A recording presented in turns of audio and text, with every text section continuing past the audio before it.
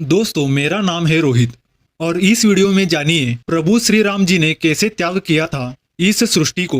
दोस्तों, प्रभु श्री राम जी ने इस सृष्टि पर 10,000 सालों से भी ज्यादा राज किया है। अपने लंबे शासन काल में भगवान राम ने ऐसे कई महान कार्य किए हैं जिन्होंने हिंदुस्तान को एक गौरवमयी इतिहास प्राप्त करके दिया है। फिर ऐसा क्या हुआ कि उनको इस सृष्टि से दूर जाना पड़ा और विष्णु लोक लौट जाना पड़ा। पद्म कथा के अनुसार एक बार एक वृद्ध साधु उनके दरबार में पहुंचे और अकेले में बात करने की विनती करने लगे, जिसका मान रखते हुए प्रभु श्री राम साधु के साथ एक कक्षा में पहुंचे और बाहर उनके भाई लक्ष्मण को खड़ा किया और कहा कि अगर कोई भी हमारी बातचीत को भंग करने की कोशिश करेगा तो उसे तुरंत मृत्युदंड दिया जाएगा। भ्राता लक्ष्मण ने अपने भाई की बात मानते हुए उनको एक कक्षा में छोड़ दिया और खुद बाहर पहरा देने लगे। लेकिन वो वृद्ध साधु और कोई नहीं बल्कि विष्णु लोक से भेजे गए कालदेव थे, जिनको इसलिए भेजा गया था कि वो प्रभु श्री राम को बताए कि उनका धरती पर समय पूरा हो चुका है और अब उन्हें अपने लोक वापस लौटना होगा। फिर कक्षा के बाहर ऋषि दुर्वासा आए, जिन्होंने लक्ष्मण जी से विनती की कि वो प्रभु श्री राम से मिलना चाहते हैं। किंतु प्रभु श्री राम की बात का पालन करते हुए लक्ष्मण जी ने ऋषि को कक्षा में जाने से मना कर दिया। लेकिन ऋषि दुर्वासा तो अपने क्रोध और शापों के कारण बहुत ही चर्चा में रहते हैं और लक्ष्मण के बार बार मना करने पर उन्होंने श्री राम को श्राप देने की चेतावनी दे दी।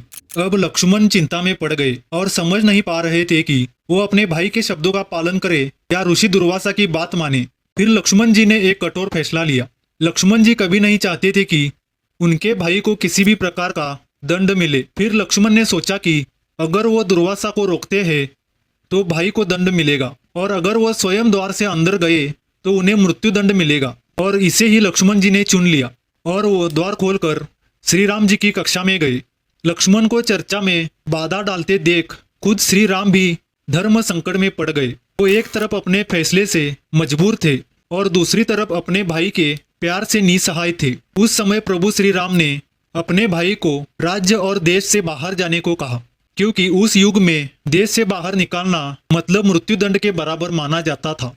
लेकिन लक्ष्मण, जो कभी अपने भाई के बिना एक पल भी नहीं रह पाते थे, उन्होंने सृष्टि को छोड़ने का फैसला किया और वो सरयू नदी में चले गए। नदी में उतरने के बाद ही वो अनंत शेष नाग के रूप में अवतरित हुए और विष्णु लोक लौट गए। अपने भाई के जाने के बाद ही प्रभु श्री राम बहुत उदास हो गए।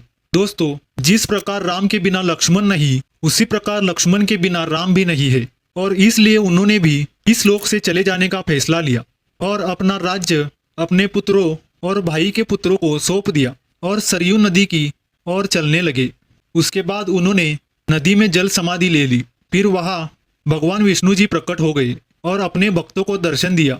इस प्रकार प्रभु श्री राम ने अपना मानवीय रूप त्याग करके अपना वास्तविक रूप विष्णु रूप धारण किया और वैकुंठ धाम चले गए। मित्रों, अगर आपको प्रभु श्री राम के देह त्याग करने का ये प्रसंग अच्छा लगा हो तो वीडियो को एक लाइक जरूर करें और अगर आप संसार से मुक्ति पाना चाहते हो तो हमारे चैनल को सब्सक्राइब करके रखें।